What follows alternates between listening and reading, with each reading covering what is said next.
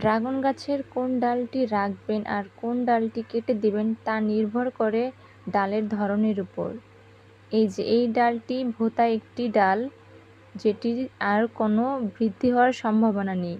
সর্বপ্রথম এই ডালটি বের হয়েছিল তখন আমি একটি সাপোর্টের সাথে বেঁধে দিয়েছিলাম। পরবর্তীতে পাশে এই সতেজ ও হেলদি ডালটি বের হয়েছিল। এটির মাথা দেখুন, সুচালো। ড্রাগন গাছের এই ডালটি এখন রাখার জন্য উপযুক্ত। পরবর্তীতে এই ডাল থেকেই নতুন ডাল বের হবে। পাশেরটি আমি কেটে দিব। কেটে এই ডালটি থেকেই আমি পরবর্তীতে চারা করতে পারবো। দেখুন, এই ডালটির মাথাটা ভোঁতা, এটি থেকে নতুন ডাল হবার কোনো সম্ভাবনা নেই।